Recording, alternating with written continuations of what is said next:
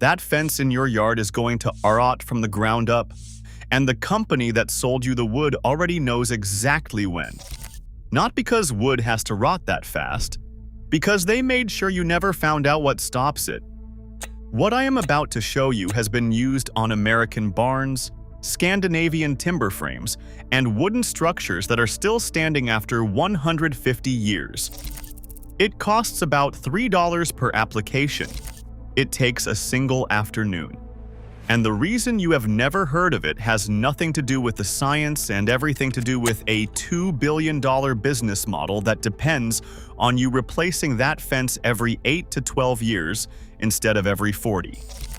Stay until the end, because the last technique I am going to share with you comes directly out of a published document from the USDA Forest Products Laboratory in Madison, Wisconsin, a government research facility that has been studying wood science since 1910, and whose published findings on low-cost wood preservation have been sitting in a government archive for decades, while the hardware store industry sold you something else entirely. I found it. It changes everything about how a wooden fence post survives contact with the ground. Let me start by correcting something you were probably told the first time you bought a wood fence. The standard story is that wood rots because it gets wet, and the solution is to coat the surface to keep moisture out. That story is not completely wrong, but it covers about 30% of what is actually happening, and the 70% that gets left out is the part that explains why your fence fails on the same schedule as everyone else's on the block. Wood does not rot uniformly. It rots at specific points. Those points have almost nothing to do with the broad, flat surface of your fence boards. They are the end grain, the cross-sections exposed wherever wood has been cut, the top of each picket, the cut ends of every rail, and most critically, the bottom 18 to 24 inches of every fence post.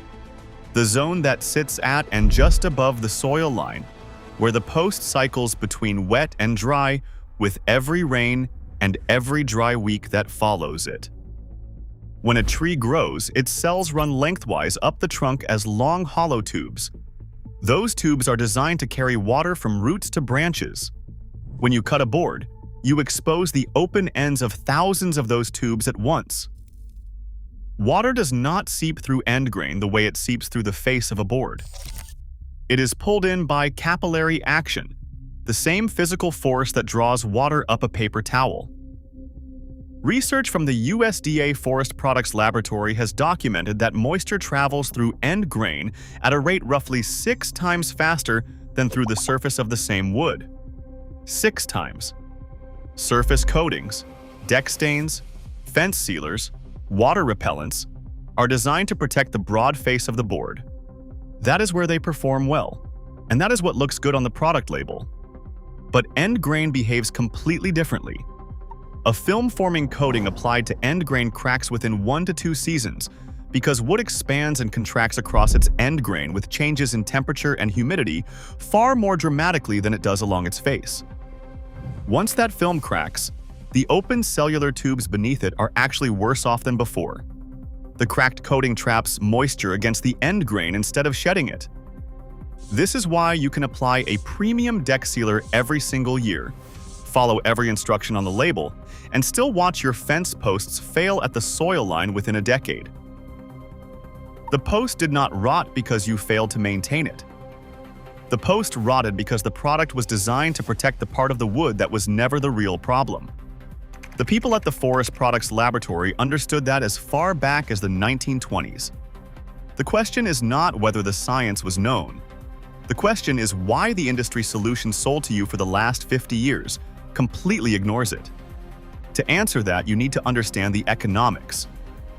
The wood coatings and stain market in the United States generates approximately $2.3 billion in annual retail revenue as of 2023. When you add the residential fencing market, installation, materials, and replacement, you are looking at another $6 billion on top of that. The companies at the center of this market include names you know: Sherwin-Williams, which owns Thomson's Water Seal, RPM International, which owns Rust-Oleum and Woolman. These are not small side businesses. They are major industrial operations with national advertising budgets and dominant shelf space at every home improvement retailer in the country. Here is the business model problem with a product that actually works long-term. If a wood preservative penetrates the cellular structure of the wood and saturates the fibers at the level where rot actually begins, which is exactly what penetrating oil treatments do, you do not need to reapply it every 1 to 3 years. You might retreat a fence once in a decade. A homeowner who learns to mix a penetrating oil formula for $3 a gallon is worth essentially nothing to a company that needs annual reapplication revenue to survive. The alternative, a film-forming surface coating that looks good on the shelf, goes on easily, photographs beautifully in advertising, and begins to fail within 18 to 36 months. That customer is worth $40 a gallon every other spring, for as long as they own that house. Before 1950, the dominant professional and agricultural approach to wood preservation in the United States was penetrating oil treatment. Linseed oil, pine tar, creosote, all penetrating systems that worked by saturating wood fibers from the inside rather than coating the outside. The Forest Products Laboratory, established in 1910 on the University of Wisconsin campus, spent the 1920s through the 1950s documenting these systems in detailed technical publications. Their research notes describe formulas developed by laboratory chemists, mixtures based on boiled linseed oil that penetrated deeply into wood structure rather than sitting on its surface. No reapplication cycle, no peeling, no cracking. Chemistry, not film. In the 1980s, the EPA restricted consumer access to pentachlorophenol, one of the most effective wood preservatives ever developed, widely used in agricultural settings for decades. The restriction had environmental justification. But what replaced it in the consumer market was not the documented low-toxicity penetrating oil systems the Forest Products Lab had published research on for 30 years. What replaced it was a new generation of synthetic film-forming products, backed by national advertising, stocked in every aisle of every home improvement store in America, and designed to require reapplication every season. It was not a conspiracy, it was a business decision, and the knowledge that would have eliminated that reapplication cycle quietly disappeared from the conversation. Now, if you are thinking this only works if you start from scratch, stay with me, because this next part is specifically for you. If you already have a fence that is graying, checking, or showing the early signs of weathering, you have not missed your window. Wood that has not yet been structurally compromised by active rot can be cleaned, opened, and treated with a penetrating oil formula that will stop the deterioration and protect what remains. Here is the formula. You need 2 things available at any hardware or paint store. Boiled linseed oil runs about $12 to $15 a quart. Odorless mineral spirits costs about $8 a quart. Mix them equal parts, 1 to 1. For heavily weathered, thirsty wood, shift the ratio to 2 parts linseed oil to 1 part mineral spirits for a richer treatment. Add 2 ounces of Japan dryer per gallon of mixture. Japan dryer accelerates the polymerization process that cures the oil inside wood fibers. A small can runs about $5 and will last you years. The total cost of the finished mixture comes in between $3 and $4 per gallon. 1 gallon covers roughly 200 square feet of fence surface on weathered wood that has been drinking aggressively. On wood that has been previously sealed, coverage may reach 300 square feet or more. Application matters more than most people realize. You are not painting this on. You are feeding the wood. Work on a warm, dry day, 60 degrees Fahrenheit or above, with a cheap natural bristle brush or a clean cotton rag. Apply generously and let the wood absorb at its own pace. Thirsty. Weathered wood pulls the mixture in almost immediately. You will see the surface transition from looking wet to looking saturated and beginning to go dull. When you reach that point, wipe the excess with a clean rag and allow 48 hours of cure time before any rain exposure. For gray or weathered wood, Add 1 step before treatment.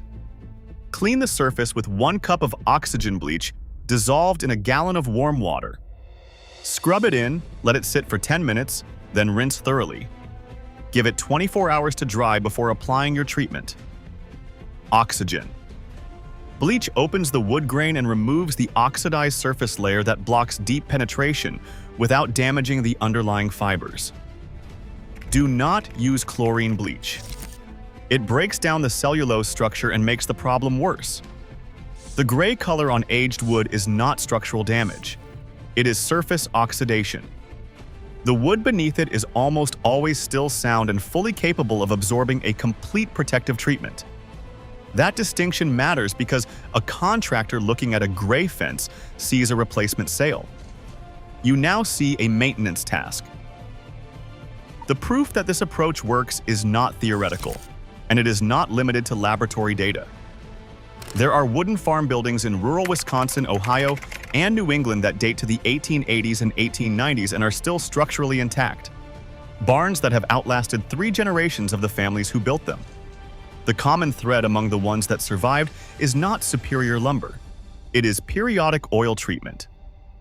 Agricultural extension records from the early 20th century document farmers reapplying linseed oil and pine tar mixtures to exterior wood every 15 to 20 years. The structures that received this treatment routinely outlasted those that did not by 3 to 4 decades. In Scandinavia, the evidence goes further back. Traditional Norwegian and Swedish timber buildings maintained with pine tar and linseed oil treatments, a practice documented at least to the 16th century, are still standing and in use today.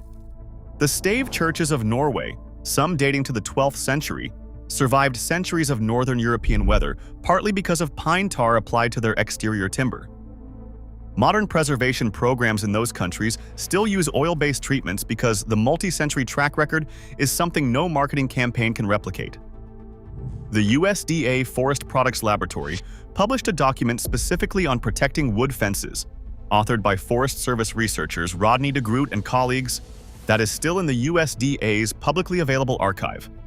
It documents penetrating treatments outperforming film-forming sealers in long-term field exposure studies. Published, available, free, just not discussed at the store. Here is the technique I promised you, and it is the one that changes everything about how a fence post survives contact with the ground. It is called end grain soaking.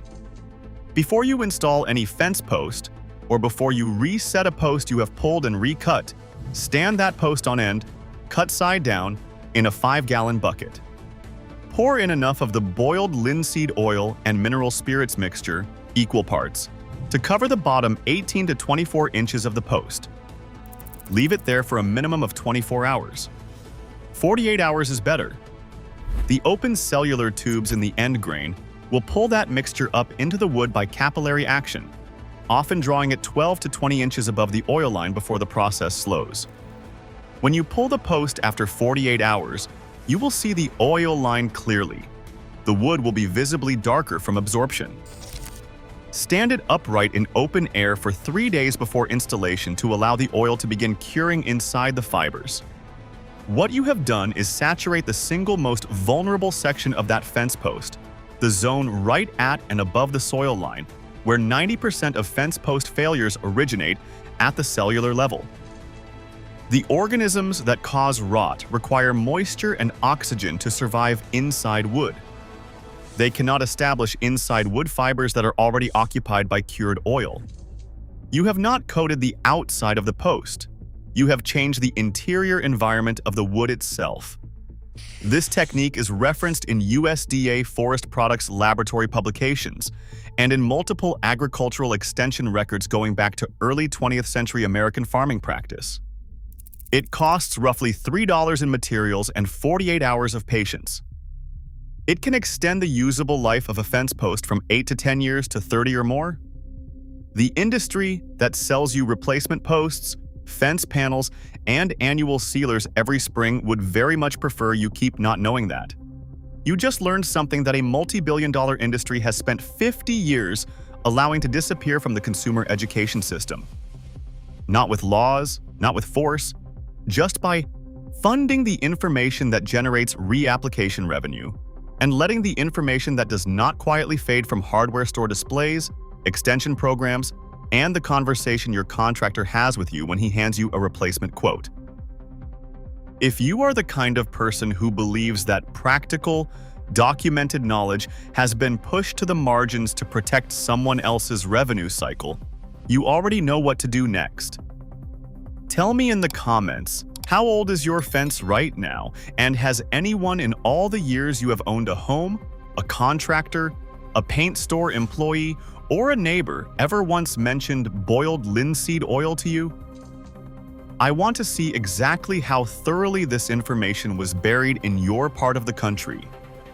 The people who follow this channel are done paying contractor prices for problems that cost $3 and one weekend to solve permanently. That button is right there.